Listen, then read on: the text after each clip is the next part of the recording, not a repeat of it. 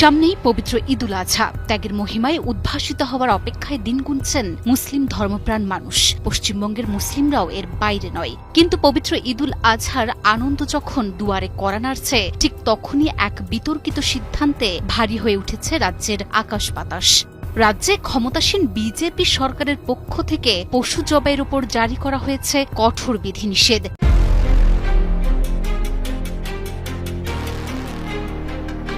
পশ্চিমবঙ্গের আকাশে এক অদ্ভুত এবং দম বন্ধ করা রাজনৈতিক স্নায়ুযুদ্ধের মেঘ ঘনীভূত হচ্ছে। সামনেই মুসলিম সম্প্রদায়ের অন্যতম প্রধান এবং পবিত্র ধর্মীয় উৎসব ঈদুল আজহা বা কোরবানির ঈদ। গোটা বিশ্বের ধর্মপ্রাণ মুসলিমরা যখন এই দিনটির জন্য দিন গুনছেন, ঠিক সেই মুহূর্তেই বাংলার বুকে নেমে এসেছে এক হিমশীতল আতঙ্কের স্রোত। ক্ষমতার অলিন্দে ঘটে যাওয়া এক অভাবনীয় পালা বদলের পর রাজ্য রাজনীতির চালচিত্র এখন সম্পূর্ণ ভিন্ন। এটি কেবল আর একটি সাধারণ সরকার পরিবর্তন নয়, বরং একে এক সুদূর প্রসারী হিন্দুত্ববাদী নীল নকশার বাস্তবায়ন হিসেবেই দেখছেন রাজনৈতিক বিশ্লেষকরা। তবে কি এবার ঈদুল আজহায় কোরবানি করার অপরাধে জেল খাটতে হবে কলকাতার মুসলমানদের? হ্যাঁ, ঠিক এরকমই এক রুদ্ধশ্বাস পরিস্থিতির দিকে এগোচ্ছে ওপার বাংলা। কোরবানির এই দিনগুলোতে যেখানে প্রতিটি মুসলিম ঘরে খুশির জোয়ার বয়ে যাওয়ার কথা, সেখানে এবার কোরবানির নাম শুনলেই বুকটা ধরফর করছে পশ্চিমবঙ্গের কোটি কোটি মানুষের। উৎসবের আনন্দের বদলে এবার হয়তো জেলের ঘানি টানতে হবে সাধারণ মানুষকে। हम लोग से कुर्बानी होता है, हम लोग का कोई हिंदू लोग से हम लोग तकलीफ नहीं देते। हम लोग जैसा न्याज होता है, कुर्बानी होता है, वैसा हम लोग करके हम लोग बांट बूट के ख़त्म कर देते। और जो बोल रहा है मैक बंद होगा, अजान नहीं होगा, नमाज नहीं होगा, ये तो मुसलमान सर कलम कर देगा, पर ये नहीं कर पाएगा। আপনারা কি রাস্তার মাঝখানে কাটাকাটি করেন? রাস্তার মাঝখানে করি আমরা, গলির মধ্যে করি আমরা, পর্দা ঘিরে করি। वो मुसलमान से पंगा नहीं ले, मुसलमान कफन पन के उतरेगा ना तो फिर कुछ नहीं देखता है। ईद जो बोलिए कुर्बानी नहीं होगा, मस्जिद में अजान नहीं होगा, तो हम लोग नमाज कहाँ पढ़ेंगे? कि मैक बंद कर देना, मस्जिद बंद कर देना, ये सब बहुत बड़ा अपराधी है, गुनाह है। हम लोग से कुर्बानी होता है, हम लोग का कोई हिंदू लोग से हम लोग तकलीफ नहीं देते। हम लोग जैसा न्याज होता है, कुर्बानी होता है, वैसा हम लोग करके हम लोग बांट बूट के ख़त्म कर देते। ईद जो बोलिए कुर्बानी नहीं होगा, मस्जिद में अजान नहीं होगा, तो हम लोग नमाज कहाँ पढ़ेंगे? মুসলমান আদমি নামাজ কাঁ পড়ে? মসজিদে জায়গা থাকবে না তো কোথায় পড়বো আমরা নামাজ? জায়গা নেই, ভিড় ইমাম তো অনেক আছে, আমাদের মুসলমান তো অনেক আছে, তো ওরা মসজিদে জায়গা পাবে না, তো ওরা নামাজ কোথায় দিয়ে পড়বে? এটা কথা আপনি বলুন। আমরা তো এটা যাচ্ছি, আমরা বলছি তো হিন্দু থাকে ভালো করে, মুসলমান ভাই ভালো করে থাকে, সব মিলে ঝুলে থাকে, এরকম ঝগড়া করতে চাইনি আমরা। ক্ষমতার পালাবদলের আড়ালে যে হিন্দুত্ববাদী নীল নকশা দীর্ঘদিন ধরে প্রস্তুত হচ্ছিল, তার প্রথম এবং সবচেয়ে আতঙ্কজনক অধ্যায় যেন শুরু হয়ে গেল সরকার গঠনের পরপরই। শপথ গ্রহণের আনুষ্ঠানিকতা শেষ হতে না হতেই তার কট্টরপন্থী বিজেপি সরকারের প্রথম কঠোর পদক্ষেপ গিয়ে পড়ল রাজ্যের সংখ্যালঘু মুসলিম সম্প্রদায়ের ধর্মীয় জীবনের ওপর। অভিযোগ উঠেছে বাংলার মুসলমানদের দিকে তাক করেই ছোড়া হয়েছে নতুন সরকারের প্রথম বিষাক্ত তীর। সময়টা এমন যখন গোটা বিশ্বের মুসলিম সমাজ ঈদুল আজহা অর্থাৎ কোরবানি ঈদের অপেক্ষায় দিন গুনছে। মুসলিমদের অন্যতম পবিত্র এবং বড় ধর্মীয় উৎসব ঘিরে যখন ঘরে ঘরে প্রস্তুতি শুরু হওয়ার কথা, ঠিক তখনই পশ্চিমবঙ্গে নেমে এসেছে এক অদ্ভুত আতঙ্কের ছায়া। উৎসবের আনন্দের জায়গায় ঢুকে পড়েছে সংশয়, ধর্মীয় স্বাধীনতার জায়গায় তৈরি হচ্ছে আর বিশ্বাস পালনের স্বাভাবিক অধিকার যেন হঠাৎ করে আটকে গেছে প্রশাসনিক কাগজপত্রের জটিল ফাঁদে। বৃহস্পতিবার 13 মে পশ্চিমবঙ্গ সরকারের তরফে জারি হওয়া একটি নির্দেশিকা ও বিজ্ঞপ্তি জুড়ে তীব্র আলোচনা শুরু হয়েছে। বহু মানুষের মনে প্রশ্ন, এটি কি শুধুই প্রশাসনিক নিয়ন্ত্রণ, নাকি এর আড়ালেই লুকিয়ে রয়েছে আরো বড় কোনো রাজনৈতিক বার্তা? বিজ্ঞপ্তির ভাষা আপাত দৃষ্টিতে আইন, সেখানে সুপ্রিম কোর্ট এবং কলকাতার হাইকোর্টের পুরনো নির্দেশগুলোর উল্লেখ রয়েছে। পাশাপাশি টেনে আনা হয়েছে পশ্চিমবঙ্গ পশু হত্যা নিয়ন্ত্রণ আইন 1950। বহুদিন ধরে প্রায় ধুলোর নিচে পড়ে থাকা সেই আইনের পাতা যেন হঠাৎ করে খুলে বসেছে সরকার। একটি স্বাক্ষর যা কয়েকদিনের মধ্যেই পশ্চিমবঙ্গের কোটি কোটি মুসলমানদের ঈদকে পরিণত করবে আতঙ্কে। কেউ তখনও বুঝতে পারেনি বাংলার রাজনীতিতে শুরু হতে যাচ্ছে এক নতুন থ্রিলার। এটি এমন থ্রিলার যেখানে বন্দুকের গুলি নেই কিন্তু আছে আইনের ফাঁস, যেখানে কারফিউ নেই কিন্তু আছে ভয়ের নিঃশব্দ কারাগার। আর সেই খেলার নাম ফিটনেস সার্টিফিকেট। পশ্চিমবঙ্গের ক্ষমতার পালাবদল শুধু সরকার বদল ছিল না, সেটি ছিল বহুদিন ধরে সাজানো এক রাজনৈতিক নীল নকশার বাস্তবায়ন। আর সেই নীল নকশার প্রথম বড় আঘাত এসে পড়েছে সরাসরি মুসলিম সম্প্রদায়ের ওপর। সময়টা এমন যখন সারা বিশ্বের মুসলমানরা প্রস্তুতি নিচ্ছে ঈদুল আজহার জন্য। কোরবানি পশুর হাট জমতে শুরু করেছে, পরিবারগুলো পরিকল্পনা করছে ঈদের আনন্দের, শিশুরা অপেক্ষা করছে নতুন জামার। কিন্তু ঠিক সেই মুহূর্তেই 13ই মে জারি হলো এক নির্দেশিকা।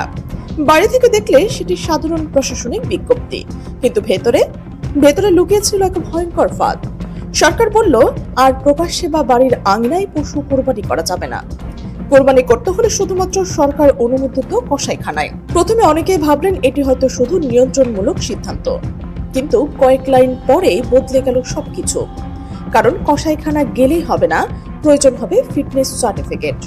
আর এই ফিটনেস পাওয়ার শর্তগুলো শুনে বহু মানুষের বুক কেঁপে উঠল। সরকারি ভাষায় বলা হচ্ছে, পশুটি তখনই কোরবানি অনুমতি পাবে যদি সেটি 14 বছরের বেশি বয়স্ক হয়, অথবা স্থায়ীভাবে অক্ষম, বিকলাঙ্গ বা দুরারোগ্য রোগে আক্রান্ত হয়। একবার ভাবুন, ইসলামে কোরবানির জন্য কেমন পশু প্রয়োজন? সুস্থ, সবল এবং ত্রুটিমুক্ত। অর্থাৎ ধর্মীয় নিয়মে যা বলছে, সরকারি নিয়ম যেন ঠিক তারই উল্টো কথা বলছে। আর এখানে শুরু হয় আসল সাসপেন্স। এটা কি শুধুই প্রশাসনিক নিয়ম, নাকি এর আড়ালে রয়েছে আরো বড় কোনো রাজনৈতিক খেলা? কারণ সাধারণ মানুষ হঠাৎ করে বুঝতে শুরু করলেন, এই নিয়ম মানতে গেলে তো বৈধভাবে কোরবানি দেওয়ার প্রায় অসম্ভব হয়ে পড়বে। যদি সুস্থ পশু অনুমোদন না পায়, আর যদি অসুস্থ পশু দিয়ে কোরবানির শরিয়া অনুযায়ী তা গ্রহণযোগ্য হবে না, তাহলে মুসলমানরা কি করবে? প্রশ্নটা এখন শুধু ধর্মের নয়, এটা অস্তিত্বের।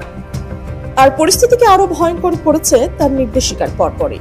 সেখানে বলা হয়েছে, নিয়ম ভাঙলে নেওয়া হবে জিরো টলারেন্স ব্যবস্থা। অর্থাৎ যদি কেউ কোরবানি করেন, যদি অনুমতি ছাড়া পশু জবাই করেন, যদি প্রশাসনের নির্দেশ অমান্য করেন, তাহলে পরে মামলা, জরিমানা, এমনকি জেলও হতে পারে। ভাবুন তো, ঈদের সকালে যে মানুষ নামাজ পড়ে পরিবারের সঙ্গে আনন্দ করার কথা ভাবছিল, তিনি এখন হিসাব করছেন কোরবানি দিলে কি পুলিশ আসবে। আর এই ভয়ের আবহকে আরো গভীর করছে প্রশাসনকে দেওয়া বিশেষ ক্ষমতা। সরকারি পশু চিকিৎসক, পৌরসভার প্রতিনিধি, প্রশাসকের লোক, তারা পরিদর্শনে যেতে পারবেন। অর্থাৎ কোরবানির দিন পশ্চিমবঙ্গের অলিগলিতে দেখা যেতে পারে পুলিশের গাড়ি তল্লাশির অভিযানের দৃশ্য। আর এখানে থ্রিলারের সবচেয়ে অন্ধকার অংশটা শুরু হয়েছে। কারণ অনেকেই প্রশ্ন তোলেন, এটি কি শুধুই পশু ক্লেশ রোধের আইন, নাকি এটি একটি নির্দিষ্ট সম্প্রদায়কে মানসিক চাপে রাখার কৌশল? কারণ এই নিয়ম এমন সময় আনা হয়েছে যখন ঈদ একেবারে দরজায়। আপিলের সুযোগ রাখা হয়েছে ঠিকই, কিন্তু সময় 15 দিন। ঈদের আগে যখন সিদ্ধান্ত দরকার, তখন 15 দিনের আপিল আদৌ কি কোনো সমাধান, নাকি এটি একটি দীর্ঘসূত্রিতার এক আইনের গোলক ধাঁধা? কলকাতার চায়ের দোকান থেকে শুরু করে গ্রামের মোড় পর্যন্ত এখন একটাই আলোচনা, আসলে কি হতে যাচ্ছে। কারণ কেউ পরিষ্কার করে বুঝতে পারছে না এই নিয়ম বাস্তবে কতটা কঠোরভাবে কার্যকর হবে।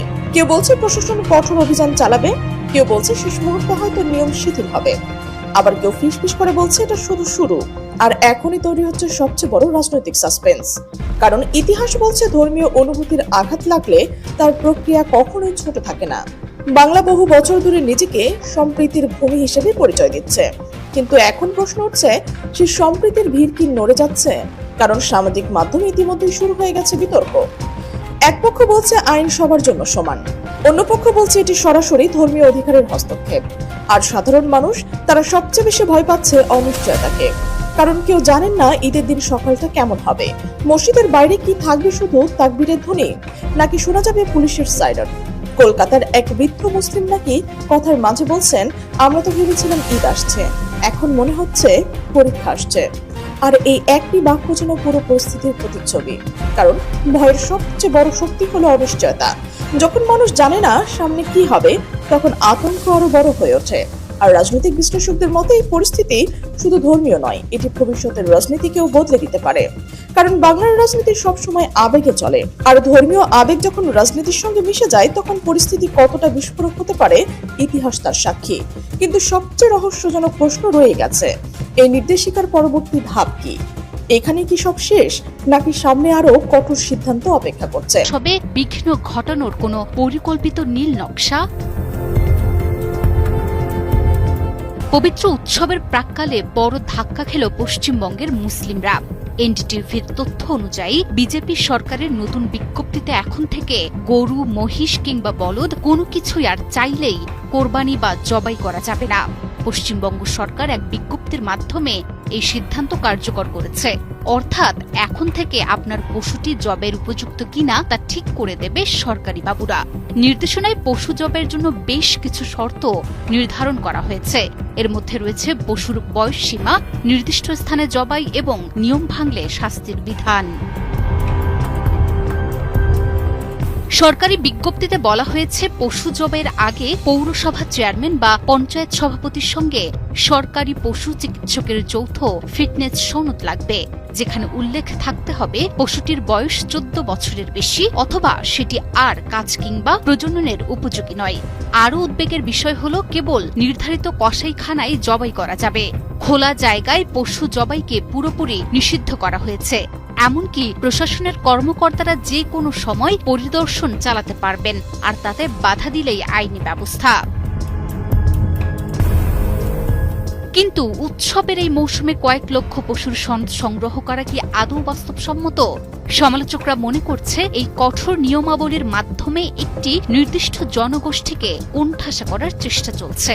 কারণ ধর্মীয় উৎসবের সময় গ্রামগঞ্জে বা মহল্লায় যে ঐতিহ্যগতভাবে পশু কোরবানি দেয়া হয়, এই বিধিনিষেধের ফলে তা কার্যত অসম্ভব হয়ে পড়বে। এছাড়া সনদ সংগ্রহ এবং আমলাতান্ত্রিক জটিলতা সাধারণ মুসলিমদের জন্য বড় ভোগান্তি হয়ে দাঁড়াবে। জনসমাগমের স্থলে জবাই নিষিদ্ধ করার বিষয়টি নতুন কিছু না হলেও 14 বছরের বয়সসীমা এবং দ্বৈত স্বাক্ষরের এই সনদ মূলত কোরবানি প্রক্রিয়াকে অসম্ভব করে তোলারই নামান্তর। অনেকেই একে দেখছেন মুসলিম জনগোষ্ঠীর ধর্মীয় আচার অনুষ্ঠানের উপর পরোক্ষ আঘাত হিসেবে।